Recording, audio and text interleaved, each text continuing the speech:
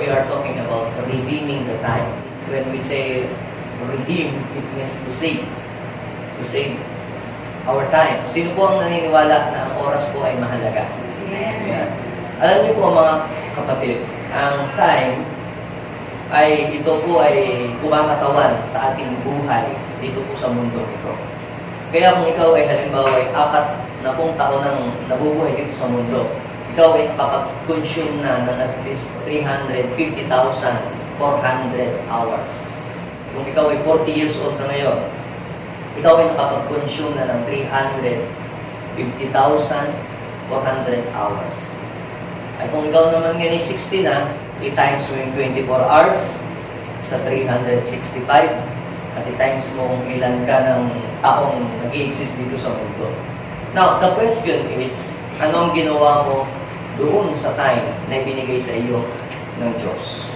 Alam niyo po, mga kapatid, ang time is the most important thing that we have received from God. Actually, time is more important than money. Ang money, kapag nawala, kapag ito ay nanakaw, pwede pa itong mahanap eh. Pwede ka pang magkaroon uli nito. Pero yung time, pag yun ay gumaan sa iyo, hindi mo na pwedeng maibabalik pa. Kaya, mga kapatid, let's redeem the time before everything is too late. So, ngayong umaga nito, ang pamagat ng aking i-share sa bawat sa atin ay pinamagatan ko po while there is still time. Sabihin mo nga, harapin mo nga yung katabi, kung nasa kaliwayan o nasa kanan, sabihin mo sa iyong katabi, gawin mo na kung ano yung mabuting bagay na dapat mong gawin. Gawin mo na kung ano yung mga bagay na magagawa mo while there is still time. Dahil baka yung bukas, yung mamaya, yung saka, ay hindi na dumating sa iyo. Okay? So, samahan po ninyo ako sa pagbabasa natin ng scriptures. At ito po ay babasahin ko po sa inyo sa 1 Peter chapter 3, verse 8 hanggang 15. So, medyo mahaba-habang mga verses po ito. Subaybayan nyo na lamang po. Okay? 1, 2, 3, go! Ngunit huwag ninyong kalilimutan ito, mga minamahal, sa Panginoon. Kanino daw? Ang isang araw ay 1,000 taon. Sa Panginoon pala, isang araw ay 1,000 taon. At ang 1,000 taon ay isang araw lang. Grabe, ano? Yung palang 1,000 taon sa atin, isang araw lang para kay Lord. Ang Panginoon ay hindi nagpapabaya sa kanyang pangako tulad ng inaakala ng ilan. Hindi pa niya tinutupad ang pangakong iyon alang-alang kanino? Sa inyo. Sa ating lahat.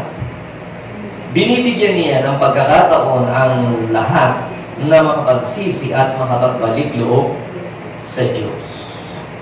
Sapagat hindi niya nais na kayo'y mapahamak. Grabe pala yung pag-ibig ng Diyos, no? Hindi niya nais na tayo mapahamak. Verse 10, ngunit ang araw ng Panginoon ay darating tulad ng isang magnanakaw. Sino dito po ang nanakawan na? Nanakawan na? Hindi ng kiss, ha? Sino dito ang nanakawan na ng pera? Sabi ba na magnanakaw, o mamaya alas 10, magnanakaw ako sa bahay. Ang pagdating ng magnanakaw ay hindi po natin alam kung kailan ang dating. At ang pagdating daw po ng Panginoon ay tulad ng magnanakaw. Sa araw na iyon, ang kalangitan ay biglang mapaparang na may nakapangingilabot na ugong, matutukok ang araw, buwan at mga bituin, at ang lahat sa lupa'y malalantad. Verse 11, sabay-sabay, yamang ganito ang magiging wakas ng lahat ng bagay, italaga na ninyo sa Kanya ang inyong sarili at mamuhay ng ayon sa Kanyang kalooban. Verse 12, samantalang hinihintay ninyo ang araw ng Diyos, magsikap kayong mabuti upang mapadali or madali ang pagdating ng araw na iyon, araw ng pagkatupok ng kalangitan at pagkatunaw sa matinding init ng mga bagay na naroon. Siyempre, umumula ng mga missiles. Iron Dome. Okay? Ngunit ayon sa pangako ng Diyos, naghihintay tayo ng bagong langit at bagong lupa na pinaghaharian ng katarungan. Kaya nga mga minamahal, samantalang kayo'y naghihintay, sikapin ninyong mamuhay ng payapa, walang dungis at kapintasan. Alalahanin ninyong kaya nagtimpi ang Panginoon ay upang bigyan kayo ng pagkakataong maligtas. Sabihin mo nga katabi, ayaw ni Lord. Ayaw ni Lord. Na ikaw ay mapahamak.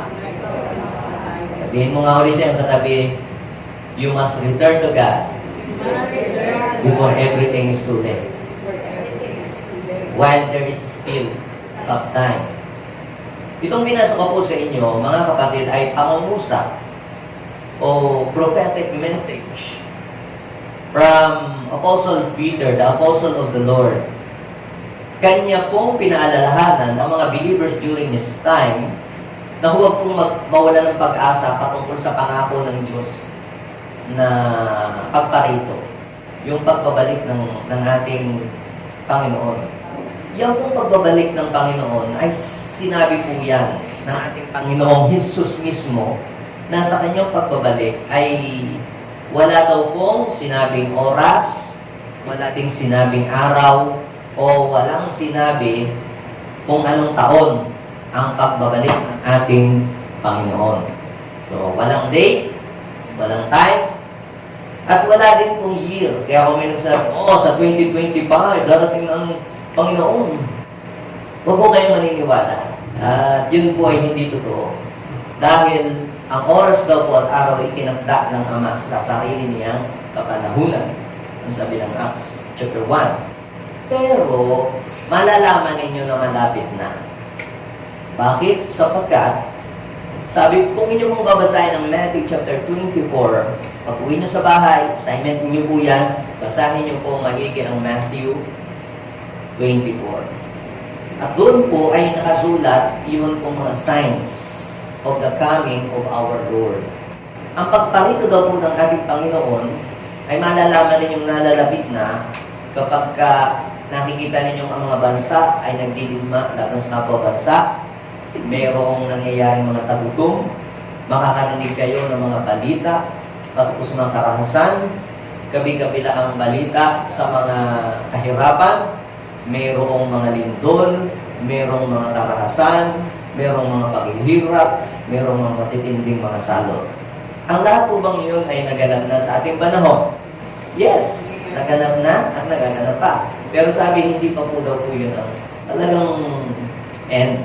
Kailangan mo nang ma-share ang salita ng Diyos sa lahat ng tao. Kailangan mo nang marinig ng mga tao ang salita ng Diyos. Then the end will come. Ang sabi ng Matthew chapter 24 verse 13. Pero ang sabi ng Matthew chapter 24 verse 14, ang manatiling tapat, yun ang maliligtas. Kaya sabihin sa iyong katabi, ano mang mangyari sa mundong ito, huwag kang bibitaw kay Lord. Ibig sabihin, tapat ka sa Kanya. Those who will remain faithful until the end will be saved.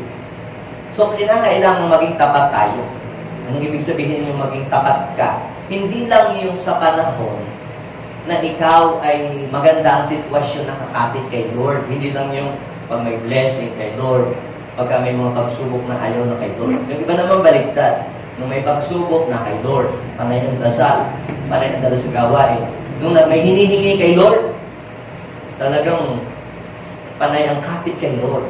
Nung ibinigay na ng Lord ang kanyang lahat ng hinihiling sa buhay, bumitaw na kay Lord. Yun ang mga taong hindi na natiling tapat. Ang hinahanap ng Diyos sa atin ay katapatan.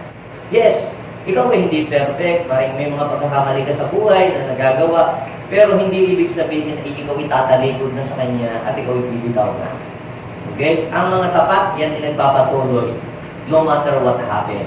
May pera man o wala, may pagsubok man o wala, may blessing man o wala, nagpapatuloy yan kay Lord. Okay? Ito ang mga tapat na naniniwala sa Kanya.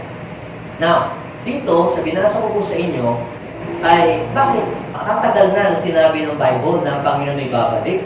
Yun ang issue dyan eh. Yung mga unbeliever o yung mga hindi naniniwala sa Diyos, hindi naniniwala sa Scriptures, pinagtatawanan ng mga believers. Katagal nyo nung sinasabing babalik ang Diyos nyo, hindi pa naman bumabalik. Hindi naman yan totoo. Inabot na ng kamatayan yung ating mga ninuno, noong pa yan sinasabi.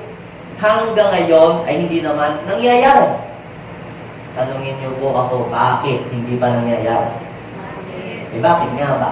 Basahin niyo po ang 1 Peter chapter 3, verse 9. Ano ang dahilan? Ang Panginoon hindi nagpapabaya sa kanyang mga pangako. Bakit niya hindi pa tinutupad? Sa palagay niyo, bakit? Sapagkat binibigyan pa niya ng pagkakataon ang mga tao na makapagsisi at mga kapagbalik loob sa kanya. Kung noong year 2000, kunyari, dumating si Lord, ligtas kaya si Sister Tess? Kailan ka ba nakakilala kay Lord? Kung dumating kaya ang Lord na noong year 2000, naligtas ka kaya, Sister Sheila? Ay, hindi ko ba nakakilala mo? So, ibig sabihin, in-extend ng Panginoon na hindi muna siya dumating sapagkat ayaw niya na ang kanyang mga iniligtas doon sa krus ng Kalbaryo ay totally mapahamak. Bakit? Kasi sa pagbabalik ng ating Panginoon, ang kukunin lang niya, sabi po ng 1 Thessalonians chapter 4, verse 15 to 16 hanggang 17, ay yun daw pong mga buhay ay hindi mauuna sa mga namatay na. Sa pagbabalik ng ating Panginoon, ang unang niyang gagawin, bubuhayin yung mga patay, namatay, physically. At yung mga nananalig sa Panginoon ay titipunin niya sa alapaap. At kasama din naman yung mga buhay pa. Halimbawa, dumating ang Panginoon, ay buhay ka pa. Ikaw ay isasama niya doon sa alapaap. Doon sa kanyang tahanan. At yung mga makasasalanan na hindi kumilala sa Diyos, mga persecutor, mga gumagawa ng mga bagay na kamunduhan, sila ay maiiwanan dito sa mundo. At yung mga maiiwanan na yun, mga kapatid, sila po ang makakaranas ng matinding sufferings na hindi pa nararanasan ng lahat ng tao sa tanang buhay nila.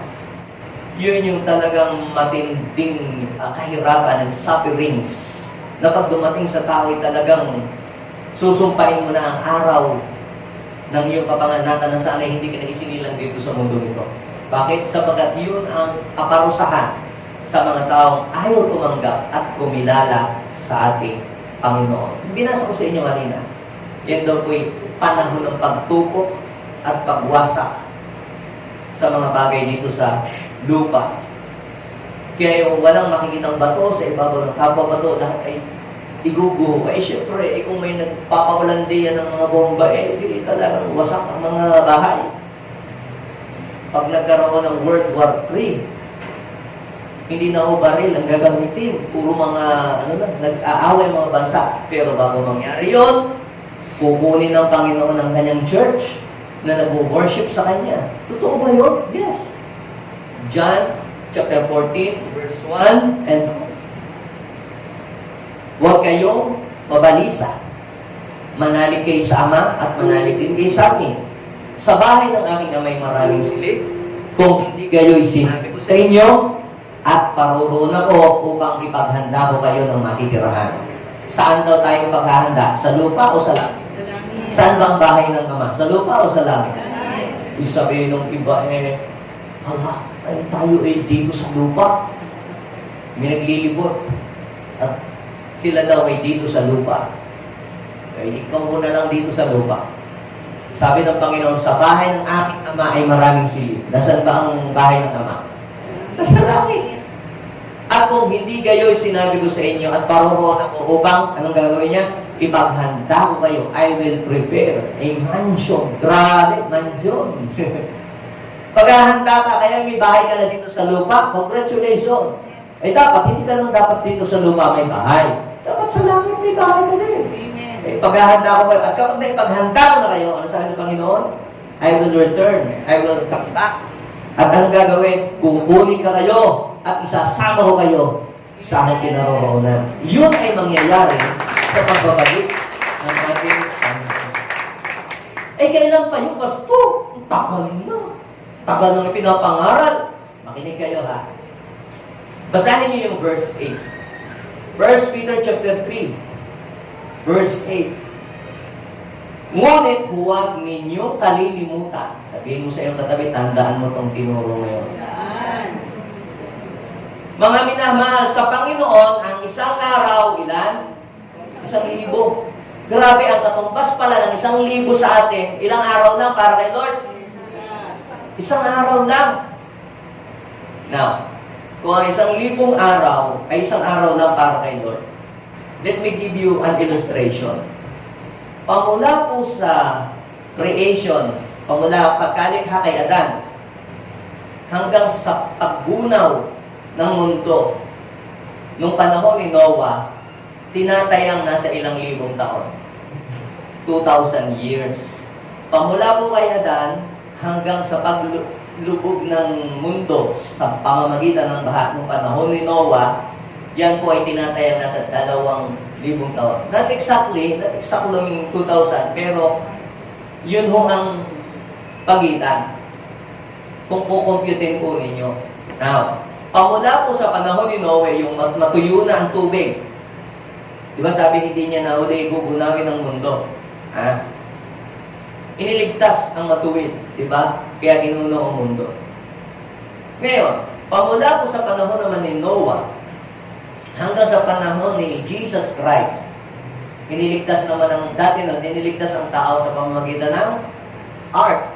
Sa panahon naman ni Jesus, iniligtas niya ang tao at ang sangkatauhan sa pamamagitan ng krus. Kamatay niya sa krus. So, papamula sa panahon ni Noah, hanggang sa panahon ni Jesus, at hanggang sa pag-akyat sa langit, yan po ay tinatayang nasa ilang libong taon. Kung inyong kukumputin, nasa 2,000 taon. So, pamula sa panahon ni Adan hanggang sa panahon ni Jesus Christ, tinatayang nasa ilang taon yun? Ha? Ilang years? 4,000 years. Pamula sa panahon ni Jesus Christ, kasi uli nag-umpisa ang pagbibilang ng calendar, di ba? Yung Roman calendar. Pamula sa panahon ni Jesus Christ, hanggang sa ating panahon, kung inyo pong susumahin at kukumputin, ilang taon? That is another 2,000 years. Sabi ng 1 Peter chapter 3, verse 8, huwag ninyong kalilimutan, mga kapatid, na sa Panginoon, ang isang araw ay 1,000. Kaya kung sa panahon ni Adan hanggang sa panahon natin, ilang libong taon? 6,000 taon na ang nakalilipas. Sa Panginoon, ilan? 6 days pa lang. Ilang araw nilikha ng Diyos ang buong daigdig? 6 na araw. At sa ikapito, ay lumahinga.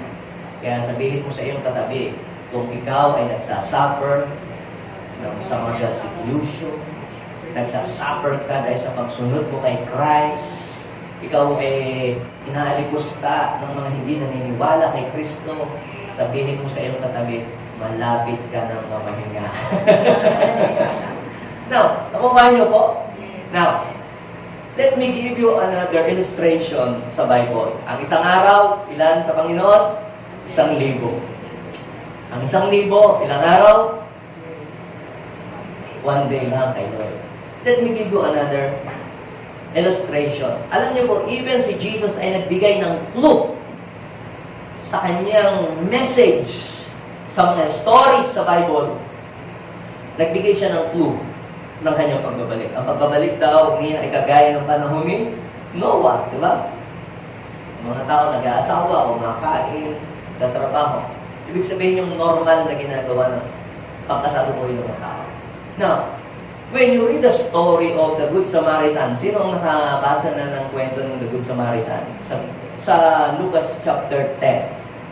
Pag binasa niyo po yung the story of the Good Samaritan, meron daw pong isang lalaki na hinarang papuntang Jericho galing Jerusalem. Ngayon, binugbog daw po ng mga tulisan, kinuha ang gamit at iniwan ng sugatan. Nung dumaan daw po yung mga high priest, hindi pinansin, hindi ginamot. Nung dumaan po ang Levites, hindi rin po pinansin, hindi ginamot. Dumaan po yung isang Samaritano, siya ay naawa, siya po ay nakabag. Binendahan ng sugat, binuhusan daw po ng alak at langis, nilinis, nilagyan ng alcohol, at nila sa bahay parubuyan. Now, Jesus represent the Good Samaritan. We are once lost, we are once harassed, tayo ay beaten, tayo ay wounded, but Jesus binds our wounds. At nilala tayo sa church para tayo ay lumakas, ma-restore, at gumaling tayo. Now, look at the story. You can see that Jesus gave a clue kung kailan siya babalik. Now, dinala sa bahay panuluyan. Sabi ng Lucas, chapter 10, verse 38. Anong ginawa ng Samaritan? Dinala po niya sa bahay panuluyan. Kinabukasan, dumukot siya ng 2 denaryo. Ibinigay sa may-ari ng bahay panuluyan. Alam niyo po ba na ang church represent the inn or yung represent ito doon sa bahay panuluyan. Habang ang Panginoon ay hindi pa bumabalik at hindi pa niya tinutupad ang kanyang pangakong pagbabalik, ikaw ay dinala sa tahanan kung saan ay mapipid ka na may magkikare sa iyo para hindi ka mapahamak, para hindi ka maging orphan, para hindi ka alipinin o alipustain ng kaaway. So sa bahay panuluyan, yung tao yun ay secure. Ang sabi, mga kapatid, dumukot daw po siya ng ilan? 2 denaryo. 2 denaryo. At ibinigay sa namamahala sa bahay panuluyan. Huwag kayong magkalala, pag nagtayo kayo ng church, the Lord will provide. Okay? The Lord will supply all the needs of the church. Kaya ang church natin, di pinagkukulang eh. Dahil si Lord may binibigay. Okay. Now, the point is this. Sabi doon, alagaan mo siya. Anong sabi? Alagaan mo siya. At kung magkano man ang kulang niyan, anong sabi? Babayaran ko sa akin pagbabalik. Kaya kung ikaw man ay nag-abono, pinamasahinan mo yung mga tao, pinaakay mo dito, pinakain mo pa, Panginoon, nagastusan ako eh. Di ba naman niya, magastos pa lang mag-win ang soul, papagaliin dahil pumakas. Bilhin mo sa iyong katabi sa pagbabalik ni Lord. Amen? Your labor in Him is not in vain. Babalik ka ng Lord at ibabalik lahat. Bibigyan ka ng reward. The point is this. Ilang araw kayang mawawala? Ilang araw kayang mawawala yung Samaritan? Now, pag tinignan ninyo po, ilang denaryo ang kanyang hinugot sa bitaka? 2 denaryo. Pag tinignan ninyo po ang Matthew chapter 20, verse 1 hanggang 2, ang paghahari daw po ng Diyos ay katulad nito. Lumabas ang may-ari ng ubasan para maghanap ng magtratrabaho ng servant sa kanyang ubasan. You know, the church is God's vineyard. Ay, wala kayo doon? Ha? Hindi yata eh. Ang gawain ng Panginoon ay ang kanyang ubasan. Yan ang nire-represent niya. Naghahanap daw po at yung master na yon, yun ay si Lord. Naghahanap siya ng manggagawa. Now, nung makakita daw po, sabi ng verse 2, nagkasundo daw po sa upa na 1 denaryo maghapon. So, magkano ang minimum wage during the time na sinulat ang story niyan? 1 denary. Kung baga sa atin, magkano ba? Kunyari, ang wages ay 500. Sarado na lang sa 500 para hindi mahirap magbilang. So, ang 1 denary is equivalent to how many days of work? 1 day. O, balik tayo dun sa Lucas chapter 10, verse 35. Ilang dinari ang hinugot niya? 2. So, ibig sabihin, mawawala siya ng ilang araw? 2 days. At pagkatapos, ang sabi, babalik siya after 2 days. Ayun na yun. Basahin niyo ulit ang 1 Peter chapter 3 verse 8. Ngunit huwag ninyong kalilimutan sa Panginoon, mga minamahal, ang isang araw, 1,000 taon. Ang 1,000 taon, isang araw lang sa Kanya. So, ibig sabihin, ilang taon na nung umakyat si Jesus sa langit? Ha? 2,000 years.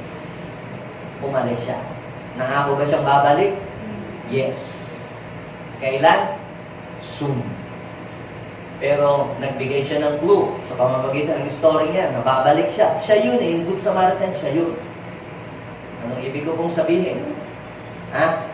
Kung sa panahon ni na Pedro, ni na Paul, sinasabi nilang malapit nang dumating ang Panginoon. Pero hindi pa nangyayari until today. Isa lang ang ibig sabihin niya. We are more closer to the coming of our Lord Jesus Christ than them. Kung sinasabi nilang malapit ang pagdating ng Panginoong Jesus, 100 years pa lang noon, sinasabi nila yan, malapit ang dumating ng Panginoon, nakaka-2,000 na. Sino mas malapit? Sila o tayo. Kaya sabihin mo sa iyong katabi, ito ang panahon. Sabihin mo naman, Ito ang panahon. tulog ka rin. Hindi para mag-backslide. Amen. Hindi para manlamig, para tumalikod pa sa Kanya. Yes. Eh, ikaw din. Baka mamiss mo ang pagbabalik ng ating Panginoon at ikaw'y maiwanan. Ikaw ay makaranas nung sinasabi ng Biblia ang kaparusahan sa mga taong hindi naging tapat sa Kanya. Now, the point is this. Sabi po ng Romans chapter 13 verse 11. Sabi niya, ang pagliligtas sa atin. So, hindi itong naniniwala na siya ililigtas ng Panginoon sa kasalanan ng mundong ito. Amen. Ay higit daw pong malapit kaysa noong unang sumampalataya tayo sa Panginoon. Kailan ba nag-start naman ng palataya ang mga tao sa Panginoon? Eh, dito nakakaroon siya ng salita ng Diyos. Pamula pa nung siya dumating dito. Mas malapit, mga kapatid, tayo sa pagbabalik ng Panginoon kaysa sa panahon ni na Peter. Sapagkat lahat ng mga prophecy sa Scripture ay nakita na nating lahat. Nangyayari. Sabihin mo sa iyong katabi, now is the time to prepare yourself. Okay?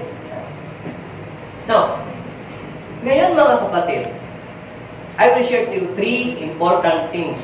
The most important things that we should do while there is time. Ano ang mga bagay na pinakamahalaga? Yung pong pagninegosyo is important.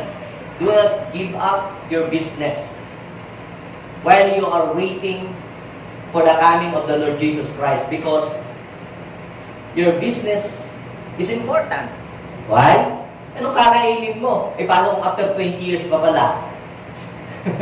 And 20 years, baka nakaka-1 minuto pa lang kay Lord. Oh, di natin alam, di ba? Na-late, di ba? Tayo, minsan, sa appointment natin, nalilate tayo ng 5 minutes. Paano yung 5 minutes pa lang late ni Jesus, eh?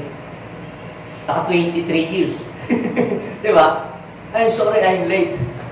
Ng 5 minutes. Paano kung 5 minutes pala kay Jesus, eh? 20 years. Oh.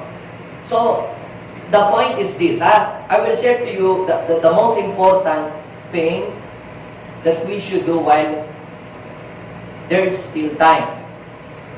Sinasabi ko po ito sa inyo para hindi naman tayo maging extreme habang hinihintay natin ang pagbabalik sa ating Panginoon. Isa po sa mga kultura or culture ng JA1 ay I am not extreme. Ano ba yung mga extreme? Yung bigla na lamang kaayos ay biglang magdididip pa, sisigaw,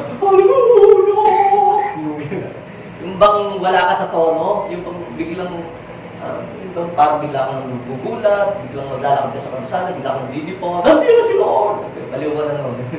Di tayo ganun. No? Di tayo ganun. Di tayo yung, mag-resign na ka sa trabaho niyo, dadating na si Lord, huwag ka na mag-aral. Di tayo extreme hulot. Ito sabihin, sa pagdating ng Panginoon, normal ang buhay. Normal ang takbo ng buhay. Nagtatrabaho, nag-negosyo, nag-aaral. Importante po lahat yon. Do not give up your job. Don't give up your studies. Gawin mo kung ano yung ginagawa mo dati. At gawin mo yon na ikaw ay tama ang puso mo. Para pagdating ng Panginoon, ikay makakasama niya. Hindi mo naman kinakailangan mag-resign sa trabaho at tumambay sa simbahan. Hindi mo yun. Okay? Now, ano po ba yung most important? Your job is important. Your career is important. Yung business is important. But, this is the most important na hindi mo dapat mawawalain o aalisin sa buhay mo.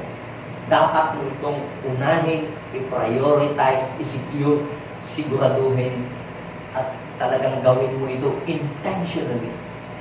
Number 1 ito, while there is time, while there still have time. Number 1, prepare yourself to meet the Lord.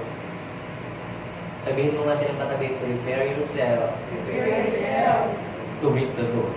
Gusto, parang ako, sinasabi mo, parang naman mapapatay na ako. Alam niyo po mga kapatid, di naman natin alam kung kailan tayo mawawala dito sa mundo. Alam niyo po ba kung kailan kayo aalis? Wala naman eh. Walang nakakapagsabi kung kailan siya mawawala sa mundo. Pero, ang kailangan natin gawin ay ihanda natin yung ating sarili. Umalis man tayo dito sa ating katawang lupa, ay hindi tayo matatakot. Bakit? Dahil ang ating sarili, bago tayo nawala dito sa mundo, na ihanda natin. Sabi po sa 2 Corinthians 5 verse 10, ang bawat isa daw po ay haharap sa hukuman ni Kristo. So, ibig sabihin, bata ka man o matanda, walang exemption. Haharap tayo isa-isa sa ating Panginoon at ipagsusulit natin lahat ng mga pinaggagawa natin, hayag man o lihim. Kaya yung pangungupit sa magulang, ma-expose yun. Yung number 1, number 2, number 3 na hindi mo pinagsasabi, mahahayag lahat yun. Pagharap mo sa Panginoon, ngayon may naitatago ka. Sa Panginoon, talagang ihahayag yun, expose yun ng Lord sa pagharap mo sa Kanya. Mabuti man daw o masama ang Kanyang ginawa, ipagsusulit niya sa Panginoon. Ngayon, hindi natin dapat katakutan ng panahon iyon kung sa pagharap mo, bago mo humarap sa Panginoon, ay inayos mo ang iyong sarili, itinama mo ang iyong buhay. Halimbawa, kayo po ay may business, at yung mga BIR ay naglilibot sa inyong lugar, di po ba kayo kabadong-kabadong, kayo takot na takot? Pero kung nakahanda ang inyong mga books, ano tawag ito? Yung mga booklets, lahat ng mga resibo, prepared lahat. Anytime na dumating ang BIR sa inyo, hindi kayo takot. Nakuha po ba ninyo? Ganon din, kung prepared ka, ang iyong sarili sa pagbabalik ng ating Panginoon, hindi ka matatakot anumang oras na dumating. Ikaw ay may confidence na humarap sa Kanya. Bakit? Dahil alam mong tama ang iyong buhay. So, anong dapat natin gawin? While there is still have time. Sabi po sa Matthew chapter 3 verse 2, nung nag-preach si John the Baptist, repent! Di ba? Sabi, repent. For the kingdom of God is at hand. Pagsisihan ninyo at talikdan ng inyong mga kasalanan sapagkat malapit na. Sabihin natin, malapit na. Malapit nang maghari ang Diyos. Ibig sabihin ng malapit nang maghari ang Diyos, ay malapit na niyang si Satanas ay kanyang hatulan sa kanyang mga pinaggagawa sa mundong ito, sa kanyang mga pagnanakaw, pag-destroy, at sa kanyang pagpatay. Malapit na siyang hukuman at si Jesus na ay completely na maghahari, na mangyayari yung every knee shall bow, every tongue confess that Jesus Christ is Lord.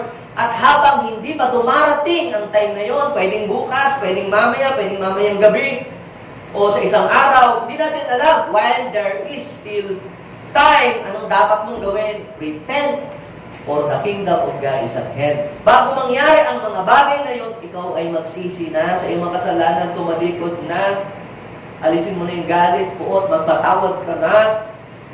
Diba?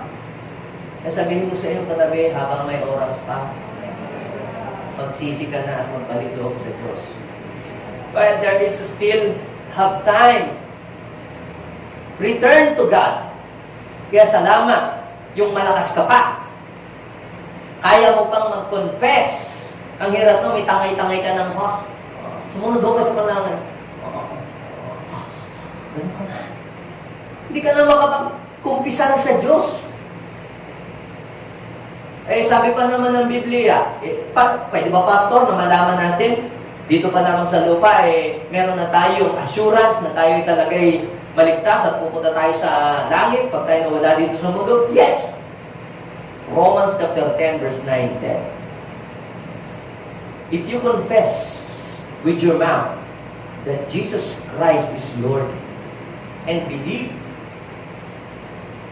na siya ay namatay at muling nabuhay, maliligtas ka.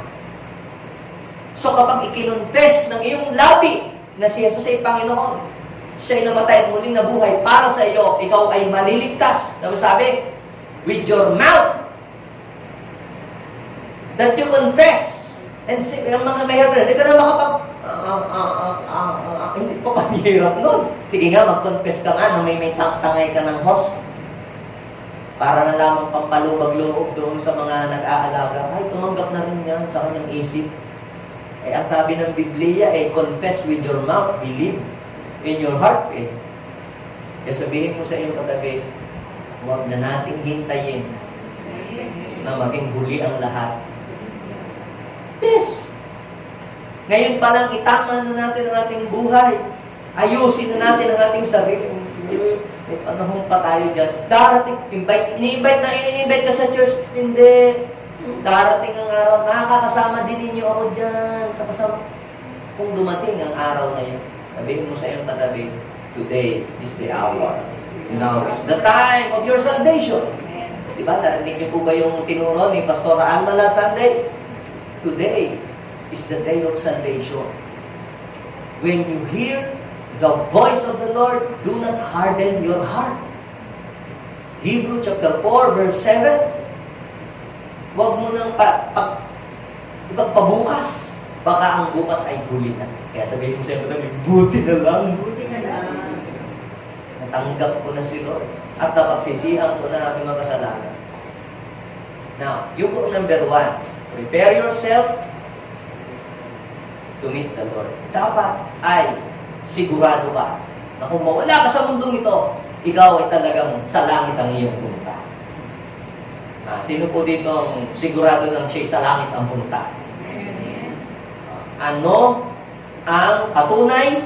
Tinanggap mo si Jesus as your Lord and personal Savior ng buhay mo, nag-confess ka ng kasalanan, then you are sure na sa pagharap mo sa Panginoon, ikaw ay kanyang tatanggapin sa kanyang kaharian.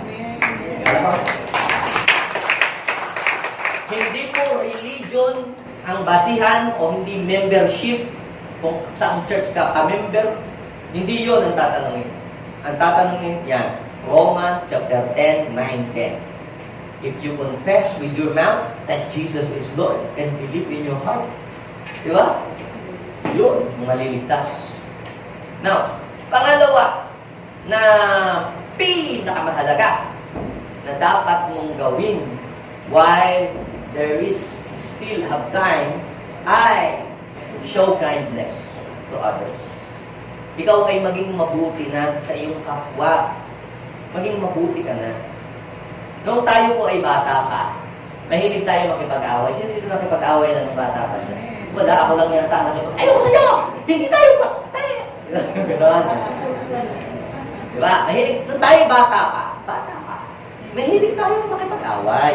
Bata pa tayo eh. Pero ngayon, malapit ka na sa alas 5. Dapat bumait ka na. Siguro bata-bata pa ka pa, o kung maging maldito, maldita, supladito, supladito, supladita. Okay na yan, bata ka pa talaga. Pero ngayong malapit ka na sa alas 5, di ba? Ay dapat ay unti-unti ka nang bumait at ipakita mo na sa mga tao na ang iyong pagbabago. Ha? Kaya sabihin mo sa iyong katabi, bumait na tayo. Yes! Show kindness! Maging mabuti ka na. Basahin po ninyo yung sinabi sa Bible, sa Hebrew, 3 verse 12. Sabi doon, mga kapatid, ingatan ninyong huwag sumama ang sino man sa inyo at mawala ng pananampalataya hanggang sa kaligtan ang Diyos na buhay. Now, look at verse 13. Sa halip, tingnan nyo, sa halip, magpaalalahanan kayo araw-araw. Hindi mag-away araw-araw. Kung sabi magpaalalahanan, you are showing kindness. Kapatid, ito paalala lang ha. Alam mo, yung babe, ay hindi yan nakakabuti sa'yo. Pag yan lagi mo tinitira araw-araw, ang baga mo masira, magpapaalala ka. Concern ka. You are showing kindness. Sinasabihan mo, alam mo, hindi mabuti yan. Yung ginagawa mo ay hindi ka mapapabuti dyan.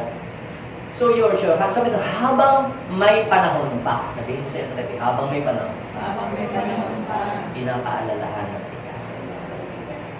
Manumbalik ka na sa Diyos. Habang may panahon pa, dumalo ka na sa gawain. Makinig ka sa aral ng iyong mga magulang. Habang may nagpapaaral, mag-aaral. Habang may nagpapapasok sa iyo, sa school, pumasok. Palong lolo ka na, wala nang magpapaaral sa iyo. Diba? Yun, while there is still have time. Diba?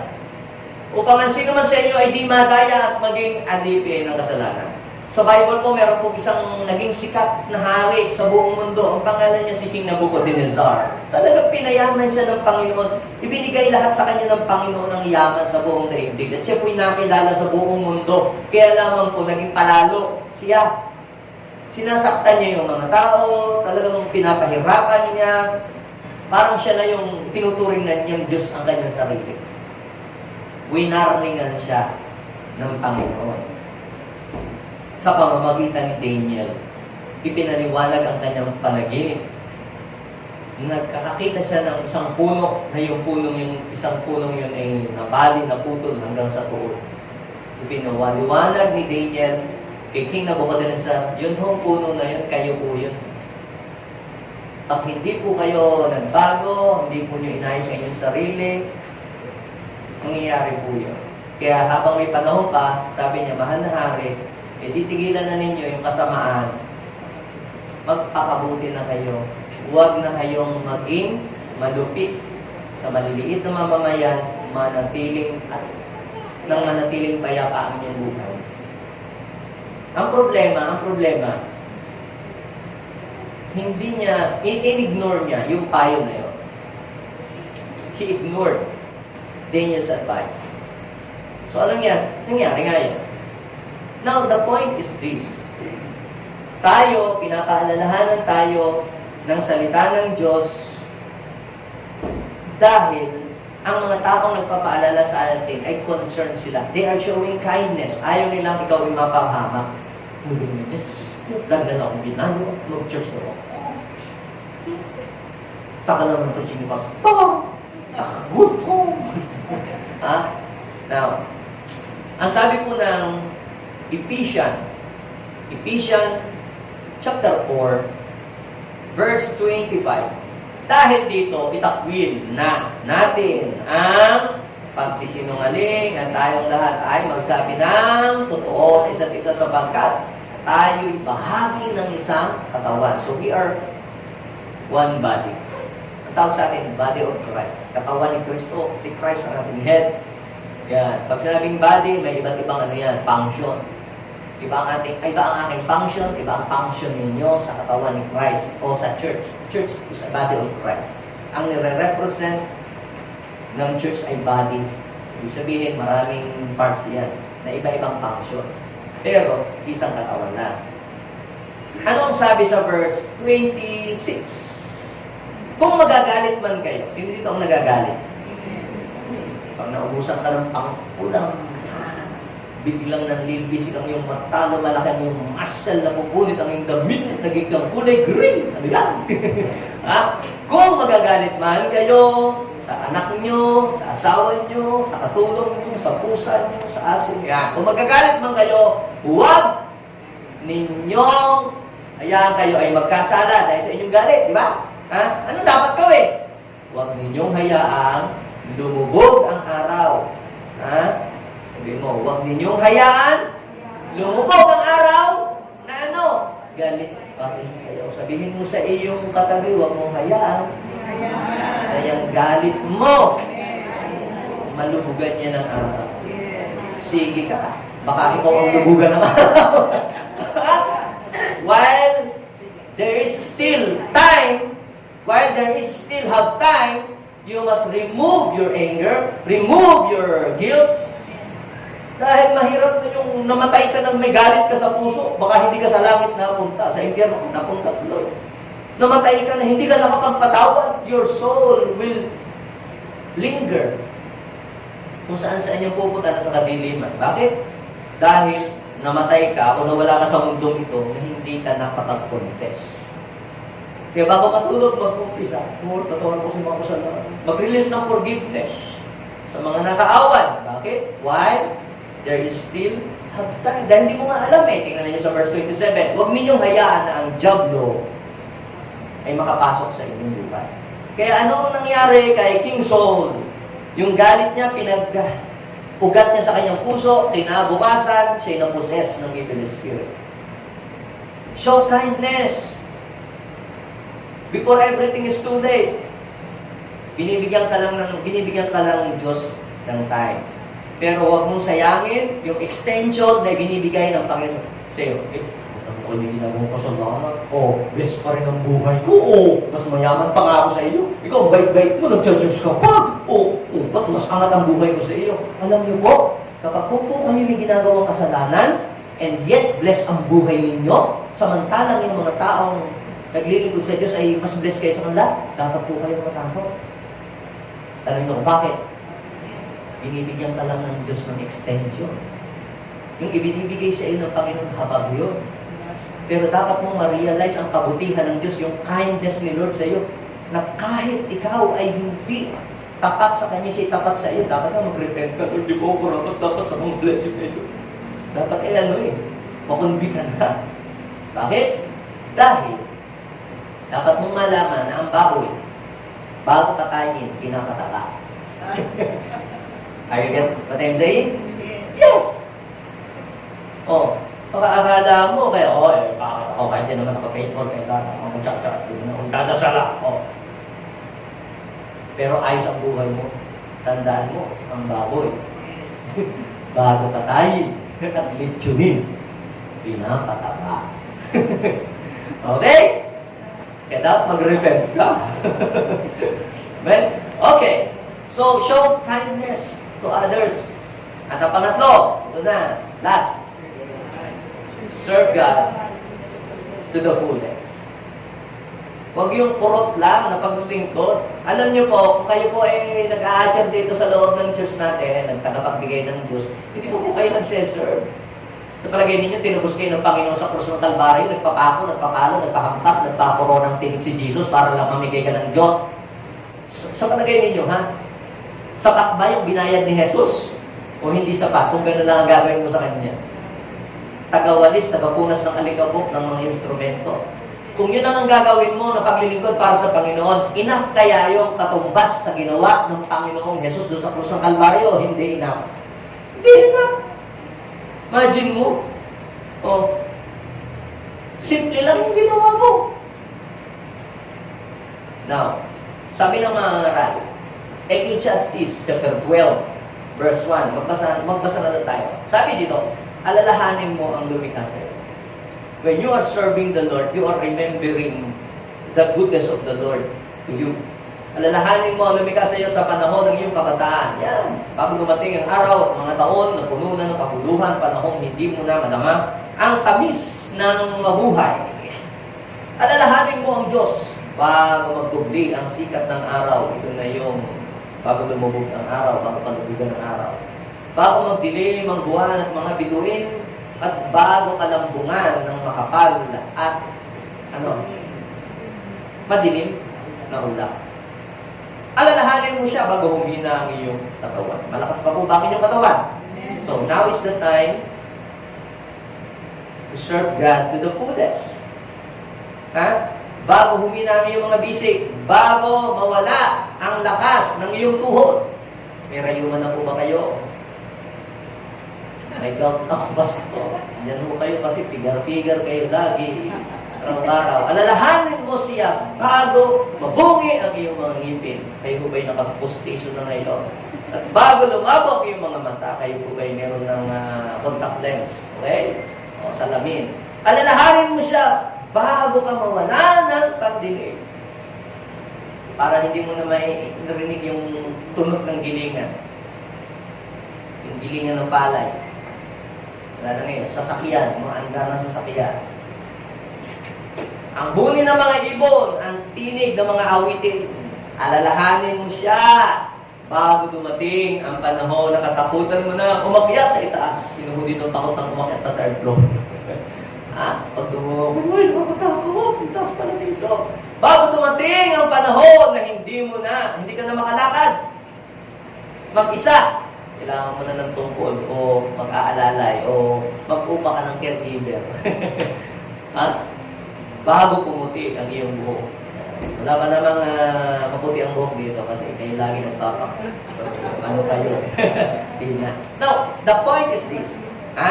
While there is still have time, you must serve the Lord to the fullest. Hindi lamang 1/4 ng iyong time. Hindi lamang 3/4. Dapat buuin mo na. Naglingkod ka natin lang kay Lord. Todo mo na. Amen? Because our labor in the Lord is not in vain. Ngayon, ang sabi po ni Joshua, doon sa mga tao, malapit na siya, matanda siya, malapit na umalis sa mundo. Mamili kayo. Sabi, sambahin ninyo ang Panginoon, paglingkuran ng tapat. Kalimutan ninyo mga Diyos-Diyosan na dating sinasamba ng lolo ninyo, ano ba yung Diyos na sinasamba ng lolo ninyo? Ninunong ninyo, lola ninyo. Sabi, kalimutan ninyo. Yung sinasamba ng Diyos yung mga ninuno sa Mesopotamia at sa Egypto. Si Yahweh lamang ang inyong paglingkuran. Sino yung Yahweh?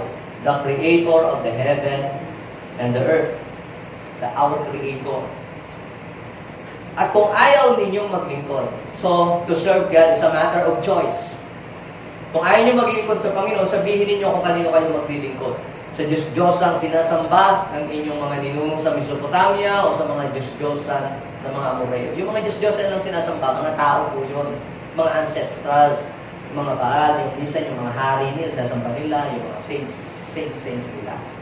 Mga tao po niyan pagan worship. Okay?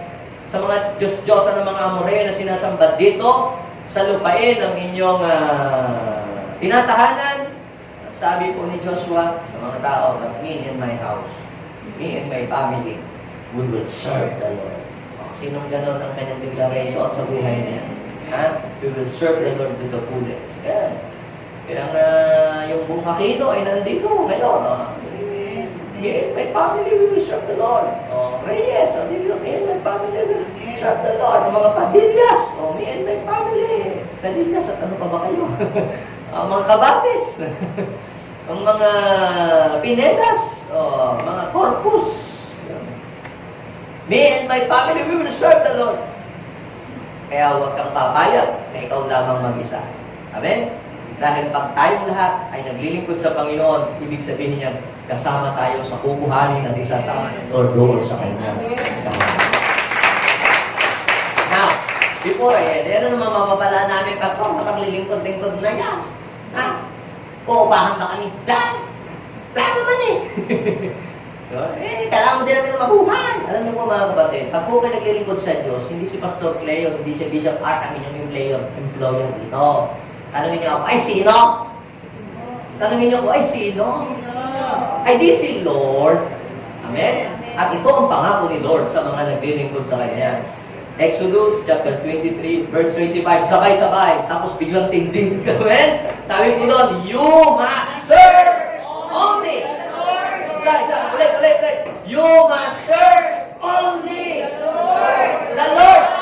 Sabihin natin, only the Lord. Only the Lord. Isa pa, only the Lord. Ako nga ho, kinukuha nga Lord, kagawad Hindi, kayo din po naman naglilingkod sa Lord. Sabi ng Romans chapter 13, sila ay mga lingkod din ng Diyos, yung mga naglilingkod sa politiko. Pero kung pastor ka na, ay, lingkod daw kay Lord. Di ba?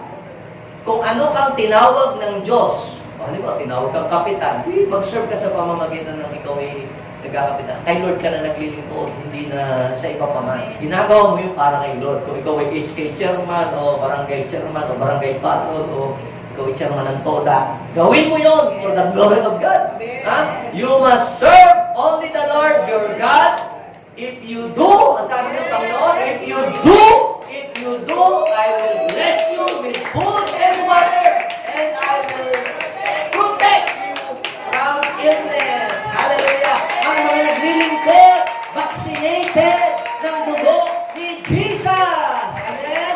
Sino ditong vaccinated ng blood of Jesus? Yes, yung mga naglilingkod, you are vaccinated by the blood of Jesus. Amen? At walang sakit na tatalab sa mga naglilingkod as long as you are serving the Lord to the fullest. Hallelujah. Alam niyo ho, yung mga vaccine, yun daw isang vaccine lamang ay hindi daw enough eh. Yung dalawa daw hindi, dapat may ano pa bang tawag? Meron pa pang ano eh. Talagang kailangan full vaccinated. Pag ikaw ay nakagat ng aso, hindi lang isang vaccine eh. Kailangan ano eh, punuin mo ng vaccine na panglaban doon sa rabies. Alam niyo po, when you serve the Lord only, you are fully vaccinated. Hallelujah!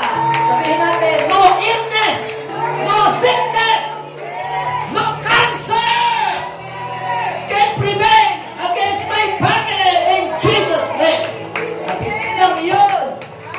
Me and my house and my children will be blessed with food and water in Jesus' name. Hallelujah. Sabihin natin, so let's offering to the living God.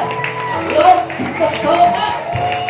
Lord, when there still have time, we will worship the Lord. When still have time, we will honor and serve and give glory and honor the living God. Hindi namin palalampasin ang oras na ito. Now is the time to honor, to give thanks to the Lord our God. Natin pa na tayo maging manghina o hindi na natin hihintayin pa na dumating yung panahon may problema tayo kung kailan tayo magpupuri sa Panginoon. When there still have time, we will worship and give highest glory and honor to our King. Hindi natin ipapanakaw kay Satanas ang oras na para kay Lord. Hindi natin ipapanakaw sa drama, hindi natin ipapanakaw sa mundo ang oras na bigay ni Lord. We will use our time to honor the Lord, to love our family, to love our other people, and to serve the King of Kings and the Lord of Lords. Oh, thank you so much, Jesus. Salamat po God sa iyong kabutihan. Salamat sa oras na binibigay mo kami lumalagi pa sa mundong ito. Salamat. Ina-extend mo pa ang buhay namin sa mundong ito. Ang iba'y tinaningan na ng doktor. Iba sa inyo yung sinabing ganito na lang kayo taon mabubuhay. But still, you are existing. You are breathing. You are living. Kapatid, hallelujah. Don't waste your time. Use your time of your life for the glory of our God. Yes. Yes. Be a blessing to many when there is have time. Thank you, Lord.